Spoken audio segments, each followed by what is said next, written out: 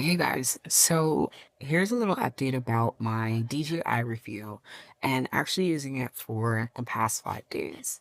So one of the great things that I was able to capture on this device was many amazing things, like going whale watching, capturing parts of a show, following the performance of an artist. I mean, I was able to do so much with this little device. Mind you, I do have my regular 50V R series Canon camera. That is my go-to. But of course, there are some limitations, especially when it comes to frame rate or what's available or what it can do. One of the biggest things that I really enjoyed about the Pocket 3 DJI was the fact that it did have multiple frame rates as well as different capacities for the quality and density of the captures. So having the option to go from 1080p, 2.7K, and 3K, don't worry that this was a 4K item. It did really good by being able to allow me to have so many ranges in frame rates. So not only do they provide NTSC, but they also provide PEL as well. All those frame rates were available on this device. Now, mind you, I do have a question about the 4K availability, and that's something that I'll probably get into later when I talk about some of the cons about this device. However, staying really on the pros about this device, as I said, functionality was really great.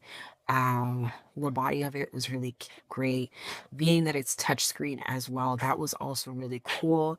Everything was basically accessible from my thumb, like the whole entire screen was easy to access from just my fingers.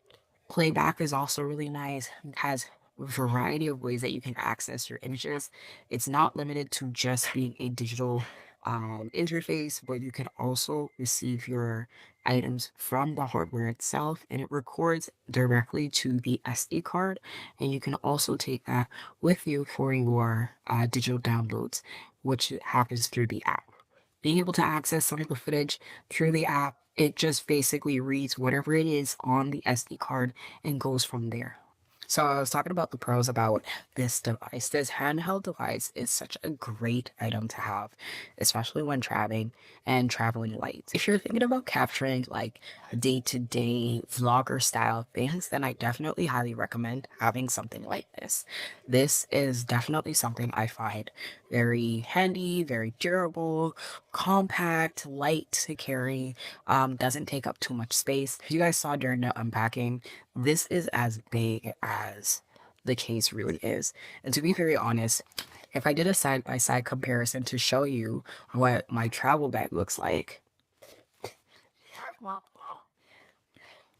it's not even comparable. It is significantly smaller, basically about the same height and size. Like, that can fit in my suitcase, that can fit in my travel bag, that can fit in my purse. So it's very, very small and compact and very durable. Now, some of the things that I do have issues with this device is the fragility of it. I got so scared at the fact that as soon as the lens of this tipped over, knocked over, and it would be the subtlest things because this is not flat. It has a little bit of curvature, even though it can stand, could not for the life of me. Terrified. Terrified I would damage this part significantly. Even though it does come with a carrying safety kit or carrying case, it's not one that I would recommend in the sense that it's not closed. It just kind of protects it in the sense that it has a body to keep it from moving around or having some level of instability. The other parts that I would definitely say, it is quite a learning curve to learn the interface of this. I found myself having a very hard time sometimes. Though the navigation was very easy being in one spot, it was hard for the motioning of any direction on the screen to actually display different parts of the interface. So that I did find quite difficult. The other part is the tracking head was a little slow even when I did move it to the fastest feature, it wasn't something that followed or tracked very well. The tracking feature I found also very difficult because it didn't always land on the person that you indicated in tracking. So that was kind of difficult for me as well because I really was trying to do more tracking shots and found it very hard or limited in the way that the rotation of the head would actually be allowed to rotate. Though when it is in the 90 or 180 flip, it does allow for that. So even though it does a full rotation on this angle, when it comes to actually doing a full rotation the other way, when stationary or upright, it was very difficult to track persons when it was on tracking mode. Battery life on this is actually really good if you need something for a short span of time. However, when it comes to longer projects or longer periods, anything where it's up to 8 hours, you do have to do a quick recharge. Though the recharge is more so a boost and can be fully charged within the matter of 15 minutes, you do need the additional accessories to keep with the battery or to at least extend the battery life. However, as the product itself, if you did not have the content kit and you only had just this device and not the add-ons, it does kind of suck on the battery time and how long you actually can use this, especially for the amount of features that it does have. My highest suggestion is if you do want to do anything more or closer to 6 hours, you would have to reduce your quality as well as your frame rate to be able to have extended amount of time while using the device. Aside from that, having the option to have vertical or landscape, having the option to have vertical, portrait, or landscape is really neat. The versatility of flipping the screen just like that when changing the way that it actually is displayed is also really cool. However, for whatever reason, mine would just continue to log out every single time I flipped it. And I know that is a feature that you can change in order for you to continue, but I wasn't really a fan of it. So that was one of the things that I found as like as a default, it automatically will time or shut down your device. The other issue that I did find with this was that anytime there was some recording, there was a little notice or an indication on the screen that the SD card would read very, very slow. And that took up half the screen while I was recording it. So seeing that message pop up and not being able to remove it manually was also very difficult. And as an interface issue, I found that quite difficult.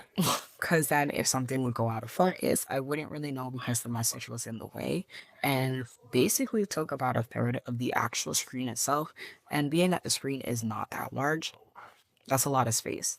There's not enough screen real estate on here for it to have a message or a notification occupy about a third of the actual thing. Obviously, there is a reason for legibility, but the inability to manually remove the notification when it does appear is something that could be worked on. I just want to show you where it says gimbal's endpoints.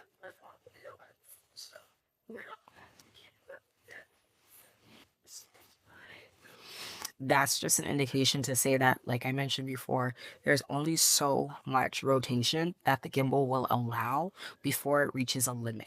However, when in the 360, which I'm going to demonstrate for you guys right now, or sorry, the 180, where it changes the perspective and you rotate it, it does a full rotation, as you can see here, or at least a 180 rotation. So, is this something that I would recommend? And if I do recommend it, who would I recommend this for? So, I do recommend this item for people who are on the go. If you're a photographer, you're looking to do BTS, if you're looking to do a short trip and you want to record something and pack really light, I definitely recommend it for the purposes and uses of those things. This is definitely someone who is a mom, someone who likes gadgets, someone who is traveling, doing travel blogs, maybe a vlogger, a content creator. Those are people I would definitely recommend this device for. But would I say that this is the best option, or will it do more or better than the actual, or do better than a handheld DSLR? Absolutely not. I would not replace my DSLR with this item. However, for compact purposes, I definitely would use this in those situations if need be. So going out to a club, going out to dinner, and they say maybe it's not something to have heavy gear with. Um, Also, maybe if you're vlogging and you're getting into spaces where you can tie it or strap it onto something on yourself, for sure. I would definitely recommend. But as a photographer, videographer, I would not use this to replace my DSLR. I think my Canon R series, or both my Canons from the R series, are suffice for being able to capture footage as well as the quality, the sensory, um, especially the sensor of each of them. I find are better. And me personally, I think this is just a personal opinion when it comes to the feel and the hand and holding it. There is some level of durability as well as flexibility that I enjoy while having a camera. My grip on the camera, amazing. On this, let's say it go. Um, Another thing would be there's not enough space for your hand to hold.